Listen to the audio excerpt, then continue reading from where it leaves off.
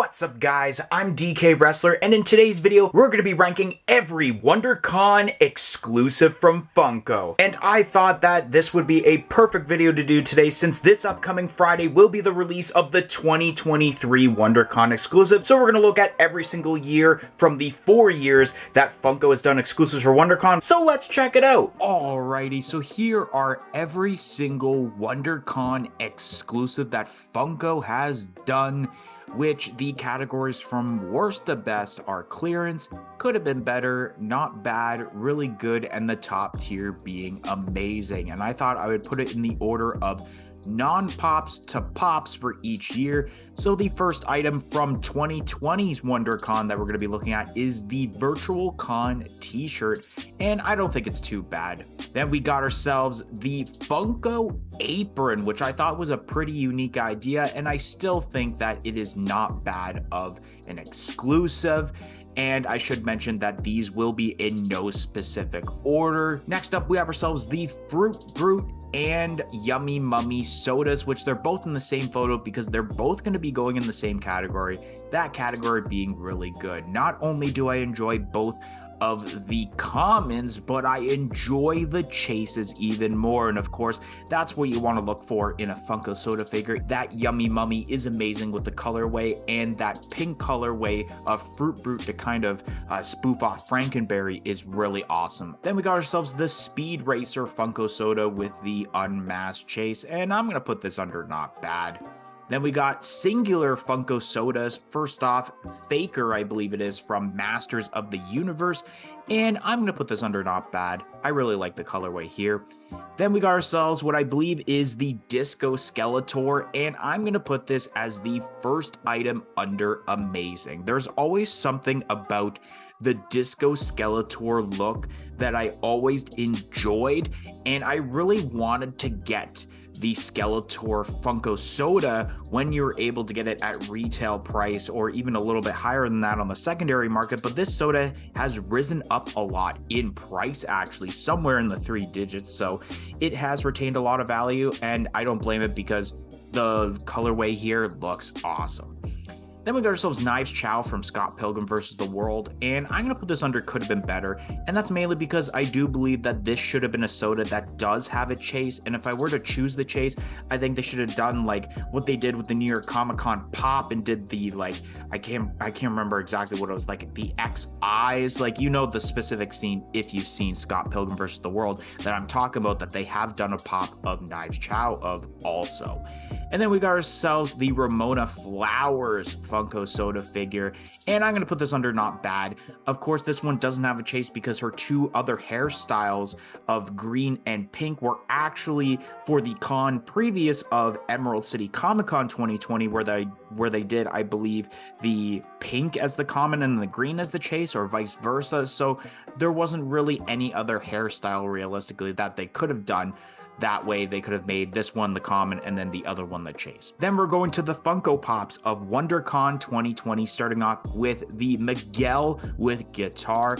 And I'm going to put this under really good. I do enjoy this Miguel probably more than a lot of the Miguels out there. I don't think it's my favorite, but I do think it's a really cool version of Miguel. Then we got ourselves Captain Atom from the DC Comics lineup, and this is a could have been better, mainly because I don't really know much about the character. Like, realistically, it could have go under not bad, but at the same time, it's just one singular color besides a couple of spots.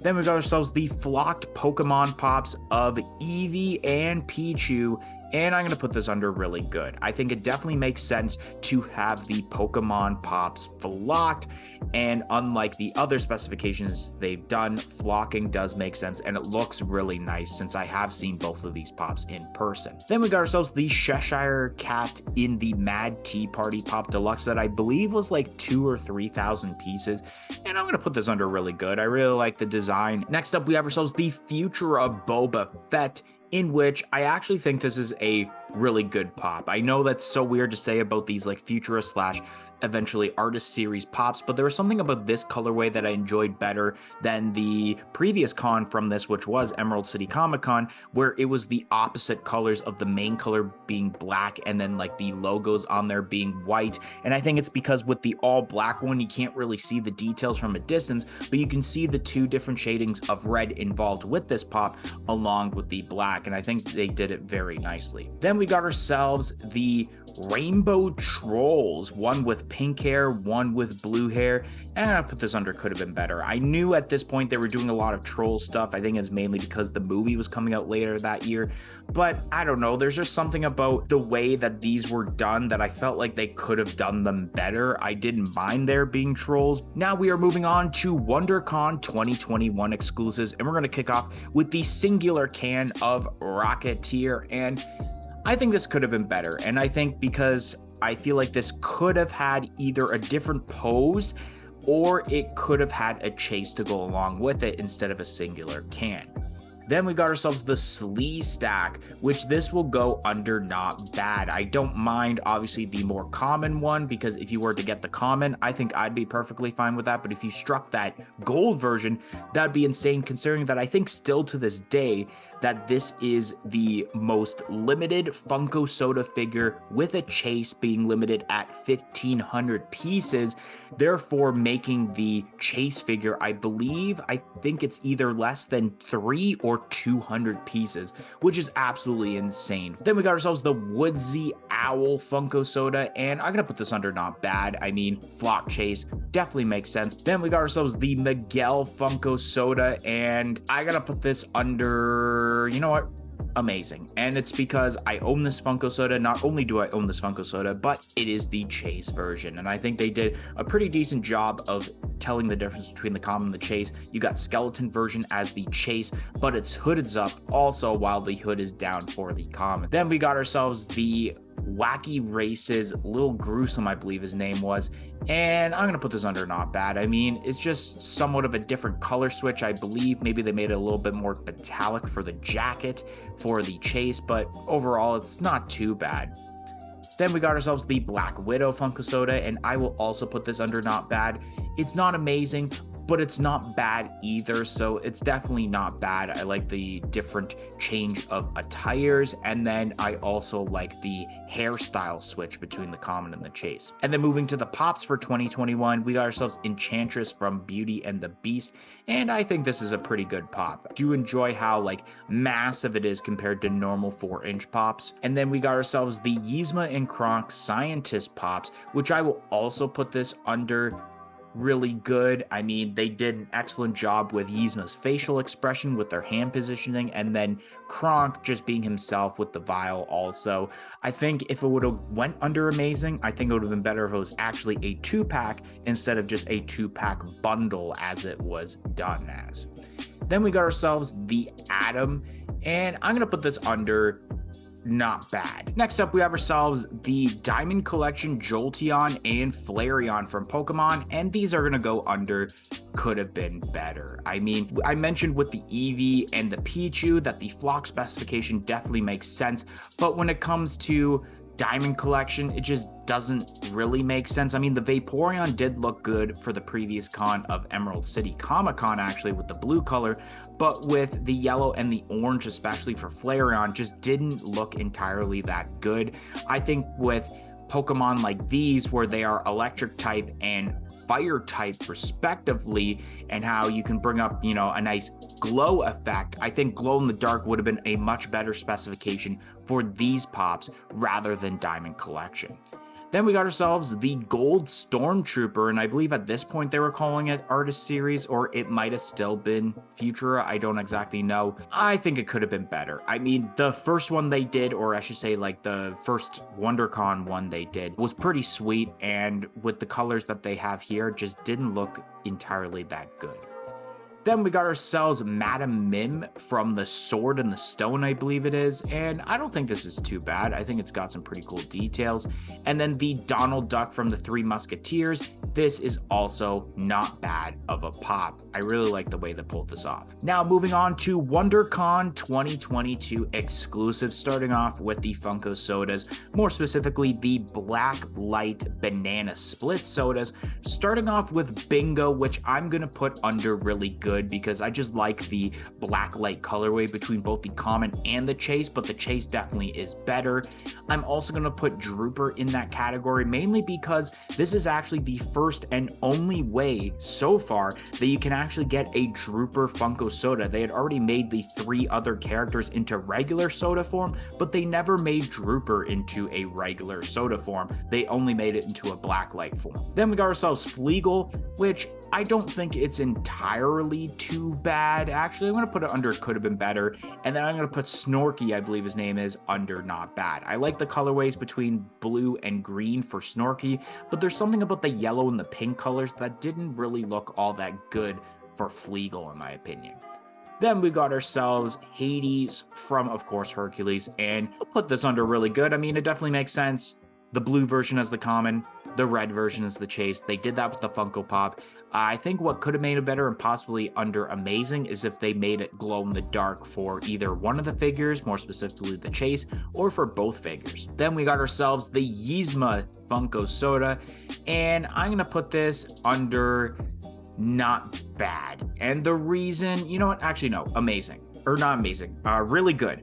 And that's mainly because I do like the way that the soda looks for both the common and the chase, but I think what throws me off is the fact that on the actual can itself, there's a picture of Yzma in a regular form and not a picture of Scientist Yzma, which just throws me off, especially when they did the Lab Kronk and added that photo on that soda. So now it just looks awkward if they were to make a Yzma soda in the future that's just a regular version. What are they going to use for the photo? Then we got ourselves the Devil and Angel Donald Duck, and this could have been better. And it could have been better by simply not being made, because this pop here, Angel Kronk, I think is a really good pop. I think it would have been amazing, of course, if they would have made Devil Kronk at the same time. Of course, we did get it at D23 later on in the year of 2022, but it would have been better if we just gotten it as a 2-pack instead of 2 separate pops at 2 separate cons. Then we got Boastful Loki from the Disney Plus Marvel series Loki, and I'm going to put this under not bad. I mean, it's okay. I think we've seen way better pops for the Loki lineup, and I've just felt like it wasn't pointless, but I feel like not a lot of people cared about it by the time it released. Then we got ourselves, I believe it's a metallic She-Ra. It was a 3,000 piece pop, a part of a pop and bag bundle, and I don't think it's too bad, and I'm talking about for the pop itself because I do think metallic is a specification that makes sense for a character like She-Ra with her armor, but it just doesn't appeal to me all that much. I would rather want, I don't know, Tila. Then we got ourselves Peacemaker from the Peacemaker, I almost said Disney Plus series, the HBO Max series, I believe, for DC Comics. This one's really good, and I actually think this still is the best Peacemaker pop in my opinion, and it was the first one before the wave came out. And I do like the idea of the shield and then how the helmet is a bit different from the Suicide Squad, where we would have seen Peacemaker first. And then last but not least, for 2022, it is Wally with the Trash Cube. And I'm going to put this under not bad. I think we have gotten better Wally pops. And last but not least, we have ourselves this year, 2023, and we'll kick off with the Funhouse t-shirt, and I'm going to put this under not bad. I like the overall design with the whole Freddy Funko clown, and then you got the, I believe, roller coaster or Ferris wheel, I can't exactly remember, but it's a pretty decent t-shirt. And then we got ourselves the Pop Pez of Freddy Funko mask, and a lot of people are going to be ticked off, but I'm going to put this as the first item under clearance. A, I'm not entirely the biggest fan of Freddy Funko, and B, I don't really collect Pop Pez all that much, and I totally forgot about the existence of Pop Pez since they haven't made any in a while. Next up, we have ourselves the Snagglepuss Funko Soda, and I'm gonna put this under not bad. I do enjoy the flocking specification for the chase, and not only that, I believe that there is the top hat that's also involved with the chase also, and I can't exactly remember if it has different posing, but if it does, that makes it a chase that is worth getting. Then we got ourselves the Bugs Bunny as Superman Funko Soda, and I will also put this under not bad. Would rather want a regular Bugs Bunny soda, but I do understand because of the Warner Brothers 100th anniversary set that's happening right now, and it's 2 properties from Warner Brothers, so I do enjoy that. They already did the pop, and the flocking specification is pretty much the best specification that they could have done for this. Then we got ourselves the Valkyrie soda figure, and I gotta put this under could have been better. And I mean, the glow-in-the-dark specification, it's all right, but I felt like they could have done something a little bit different, whether it's a color change for an outfit or adding a metallic specification to make it a little bit shiny. I don't exactly know, but I just felt this was a little bit bland and boring. Then we got ourselves the 3-liter Queen Funko soda figure, and this will also go under could have been better. And the main reason is, why is this a 3-liter soda? The Queen isn't this massive character like Iron Giant and Wampa and the Hulk like they've done 3-liter sodas of already. I just felt that they should have made this just as a regular Funko soda figure, and then they chose something else that would have made sense for a 3-liter as a 3-liter figure for WonderCon. And then we go to the pops for this year's WonderCon 2023 exclusives, starting off with the Freddy Funko Pops.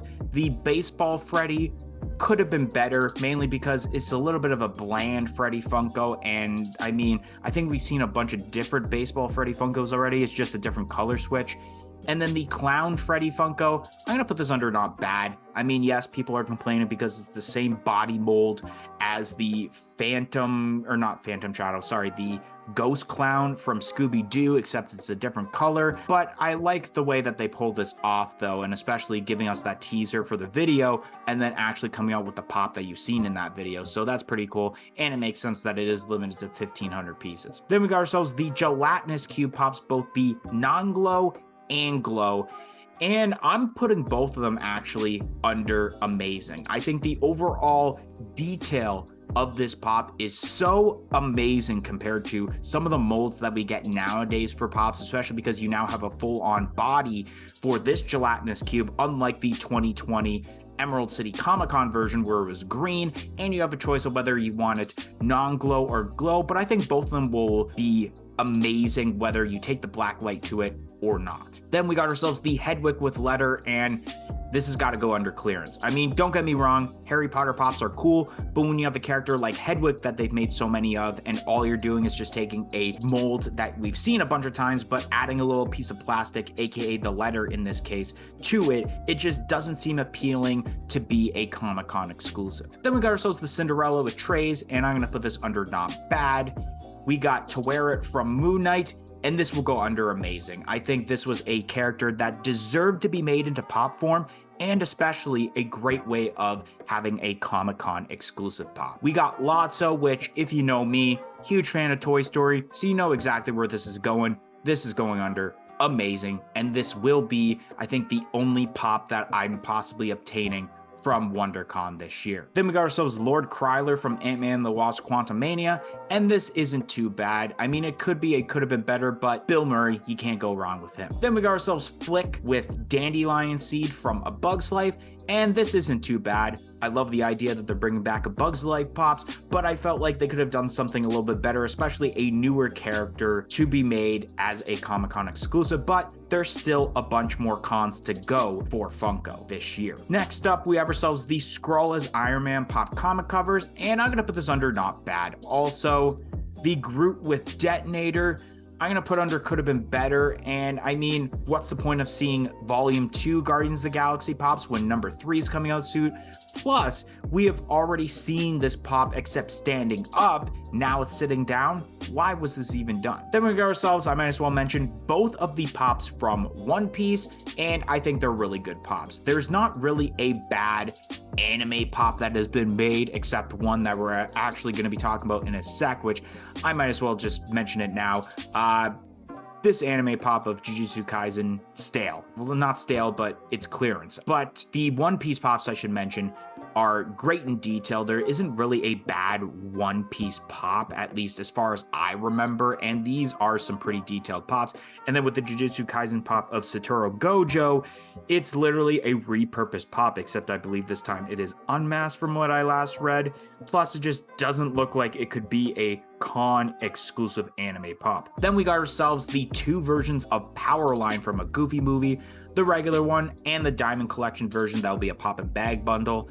And I'm going to put the regular one under not bad and the Diamond Collection version under could have been better. I mean, did it really need to be Diamond Collection? No, and especially it doesn't look good with dark colors like black and especially the brown fur, while the regular one is just absolutely fine. Then I might as well talk about the Hercules with the figure, and this is not too bad. Wish they would have done something else instead of Hercules, and then we'll end it off on pretty much a little bit of a high note while adding Poison Ivy to really good. I really enjoy the overall detail involving the vines. You got the green eyeshadow. I think they did a pretty decent job for this Funko Pop. Nothing bad that I can say about that pop.